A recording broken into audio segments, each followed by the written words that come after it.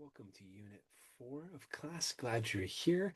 Let's take a little bit to jump into what we're doing for this unit, and then we'll get into a little bit more of a conversation on the readings that we've had and some of the lecture for today. So just to clarify and make sure we're all on the same page for your assignments for Unit 4, which are due on June 8th at 11:59 p.m., you've got chapters 11 through 13 of Crucial Conversations, this introductory video for Unit 4, the C&Qs for this unit, and then attendance and participation discussion board posts, and finally, case study 4. Something to keep on your radar is that in the next two units, coming up, not Unit 5, but Unit 6, we have a midterm exam coming up. And we can talk some more about that on the week for Unit 6. But something to keep in mind is to keep doing the readings as you prepare for this unit, because the questions in the midterm exam all have to do with the readings that we'll have done up to this point. So here in Unit 4, we've already done a good portion of the readings for the exam, and just keep taking notes, keep getting familiar with the readings, and that will help you tremendously as you are looking towards this midterm exam. Okay, without further ado, let's go ahead and head over to our PowerPoint for the day. I'm going to go back and share this in just a second. I'm going to pull it up. Here we go. Just a moment. Share my screen. There we go. Okay. All right, I think everybody can see that okay. We're going to present here. I don't know if everybody can see that okay. So I put together a intro here: social media and the attack of the blob. All right. I couldn't resist the horror-esque thing going on here. Uh, no, I know it sounds crazy and a little out there, but the social media and the attack of the blob. You can even see the horror movie poster here from something in the 1960s, I think. But we're going to talk a little bit about this concept of the social and Hannah Arendt. And both of these kind of conversations tie in really well with our conversations we've been having about crucial conversations, and especially in the context of social media and in the world that we live in right now. So let's get into this a little bit more. We'll touch on some of the things from the book in a moment, but first I want to kind of bring us to a concept that is especially relevant to the case study readings that you're doing for this unit. I think you're reading some Hannah Arendt and some about Hannah Arendt. One group's doing a article by her, and I think the other is doing one on her. And it's really, really good. Both of them are good studies. But Hannah Arendt, who is she? Why does it matter? So, first, Hannah Arendt was a political theorist and one of the most influential thinkers of the 20th century. She uh, was born in Central Europe, studied in Germany under the really famous philosopher and phenomenologist Martin Heidegger, and then as the Nazis came to power in the 30s and 40s, she immigrated to the US, I think in the late 30s, and then was in the US throughout the duration of the war, became a naturalized citizen, and did the remainder of her career in the US. But she's really interesting because she started her career in philosophy and phenomenology and then moved out of that into the realm of political theory. And she identified as a political theorist for most of her career.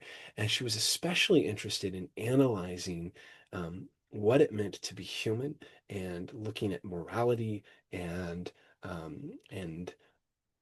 in the context of all the atrocities of World War II, the Third Reich. What does it mean to be human? What does action mean? What does it mean to live in a public sphere with the people around us? And uh, how do we give an explanation for an understanding of the kind of evil that was seen in World War II, and especially from the Third Reich? And her answer to that is very interesting. Lots of good books like The Origins of Totalitarianism. She also did Adolf Eichmann, the book Eichmann, reporting the banality of evil, and all of those are really, really interesting. And she gets back over and over again at this idea that that evil is something that is often wearing the clothes of the mundane. It's something that does not immediately like. It's not like a cartoon villain wearing a black hat and a twirly mustache and cackling maniacally. It's something that involves the dehumanization of the people around us. It involves the um, the kind of shutting down of the public sphere. It involves control, and totalitarianism is what she talks about, which is a form of authoritarianism. And it's just very interesting to see how she gets into all of that. But why this matters for us is she was really concerned about the public sphere, this the place where we have public moral arguments, where we have debates about what's right and wrong and what kind of actions we should take. And this was something that was really important to her. And those kinds of things are important examples of crucial conversations, right? We're starting to move our focus away a little bit from strictly interpersonal, maybe like family connections, crucial conversations with uh, spouses or romantic partners and close family. And we're looking a little bit more broadly. And in the next few weeks, we'll be looking at the workplace, we'll be looking at politics, we'll be looking at other places where difficult conversations happen. But Arendt gives us a really helpful frame as we're heading into this. And part of what she's concerned about is this idea of the social. And the social rent is something that's arisen in modern times. It's something relatively new, and it's this weird kind of defining characteristic of modern society that blurs the line between private and public spheres of life. So, if the public sphere is where we have public moral argument, we debate about right and wrong and about what kind of actions we should have as a society, the private sphere has more to do with biological life, economic life, and like the sphere of the things that happen for a rent within the context of the home maybe or private life. And what we have in some ways with the social is the private life colonizing the public life. It's the things that uh, don't necessarily involve public debate, but are more concerns about my private life taking over the public realm. And for her, this is this is not good, and and it's something that can dominate public conversation when you have these blurring of lines. There was another person named Hannah Finkel-Petikin who wrote a book about Arendt's thinking, and she called this rise of the social the attack of the blob, right? It's like images of a scary, thriller horror movie from the black and white era, right? But really what's going on here is, and this is kind of a complicated concept, and Arendt doesn't always talk about it in a way that is clear or that makes sense, because she talks about it a lot throughout her whole career, and sometimes it's contradictory, and that's what Patikin is pointing out. But really at the heart of it, Arendt is concerned about the blurring of the lines between public and private. And strangely and ironically, social media, which definitely wasn't a thing at the time of Arendt, is a really good example of some of this, right? We have these worlds where these public spaces, these public forums on social media can become really strange really quickly when there's no line between public and private, right? Nobody needs to know what I ate for breakfast, or I mean, some of those things are fine. They're not all wrong. But what happens when all of our public spaces are dominated by conversations from our private life? And when everybody can know what I ate for breakfast or what my opinion is on this particular thing that maybe is unimportant for public life and the world around us, it gets clogged up. The whole conversation gets mired down with everyone being completely transparent and completely an expert on everything. There starts to become this line of how do you have productive conversation? And this is some of what Arendt is worried about, is this blurring of the public and the private. And social media is a a place where that often happens, and there can be really problematic things when you've just seen some of the rage or the rage baiting or the bullying, the cyberbullying, the things that go on social media. Oftentimes, it's these places, these things that are best maybe navigated and negotiated in interpersonal face-to-face relationship rather than in a public forum. And so that's some of what Hannah Arendt is getting at, is this concern that the private life is taking over or colonizing the public sphere. And what are some of the things that can happen when we don't have space for public conversations? It can be hard to talk reasonably and rationally about politics or about directions that our communities go in, that our society goes in, when there aren't some sort of distinction between public and private, when there's not that distinction. So we can talk some more about that, and we will throughout this class, but that's kind of some of the basic idea. In The Human Condition, which is one of her books, Arendt describes the social as being absorbing, embracing, and devouring people, right? That's vivid imagery. It's emerging, it's rising, growing, entering, intruding on realms and imposing rules and demanding conduct. It conforms in a way that's strange and we see some of these trends on Facebook where people are expected to behave a certain way, where there are some expectations that are kind of odd in a public and private sort of way.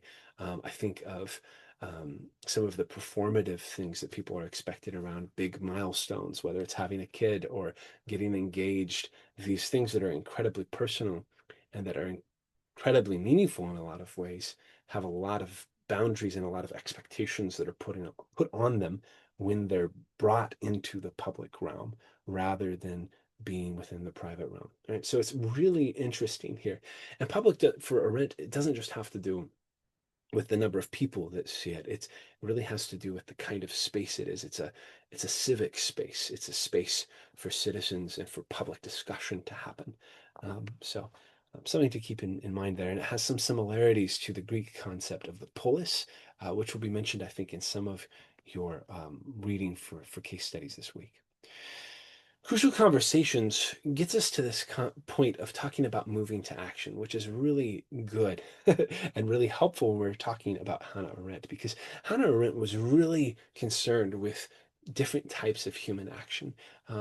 And she was really interested in what kind of human action there is and what kind of um, this idea of, she calls it the vita activa, and it's this idea of action that is motivated from a place of not just instrumental sort of labor, but it's action that is involved in the world around us, and it's contextual, and it takes into account the people around us. And when we're moving in dialogue, we're trying to get to a place of mutual action, and that's something the authors recognize here that's really interesting.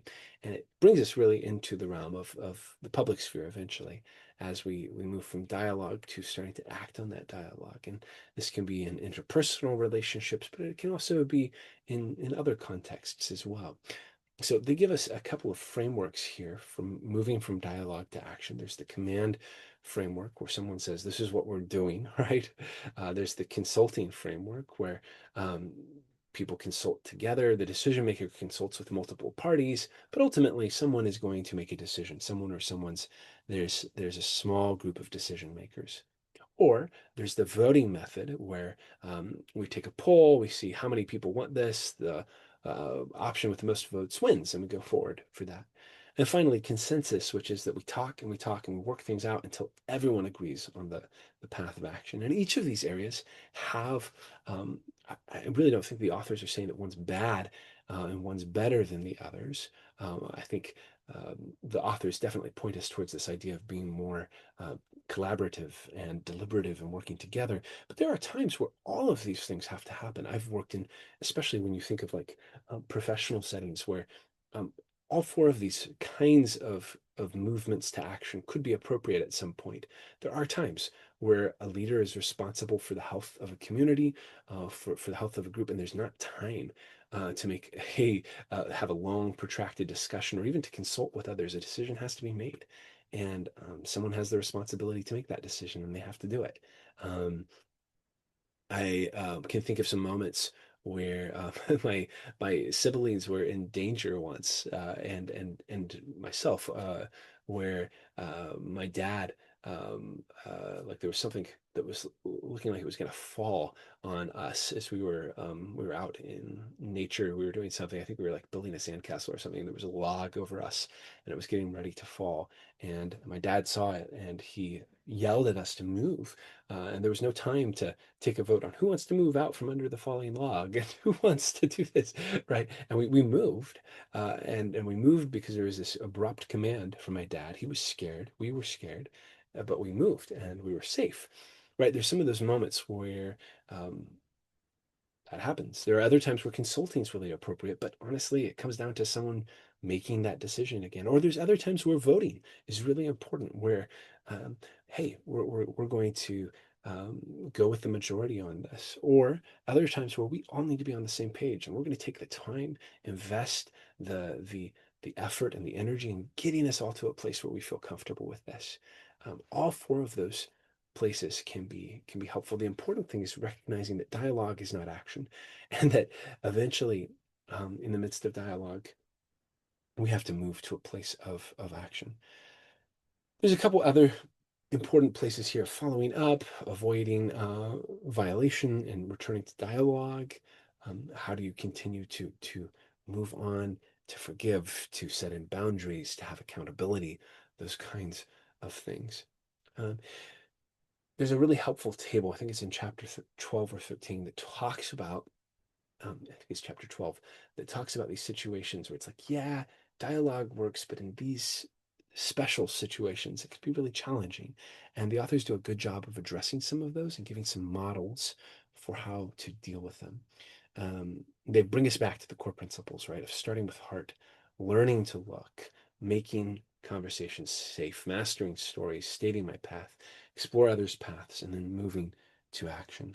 And over again, the authors are trying to take us to a place of practice and application, of practicing dialogue. No one is perfect at this at first. It takes practice, it takes work, and then it takes practical application. It's not just practicing it in isolation or in a vacuum. It's in real life taking these principles of dialogue and engaging with them in our relationships with people around us, right? Learning to listen, starting with heart, making the conversation stay safe, mastering my story, state my path, explore others' paths, and moving to action.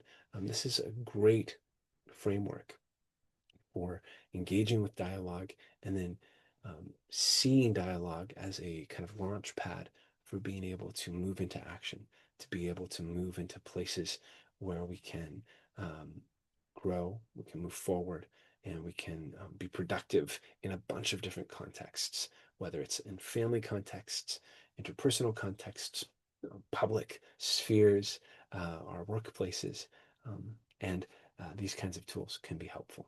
I hope you've enjoyed the Crucial Conversations book. We're coming to the end of this text, and now we're going to be moving into our other course texts.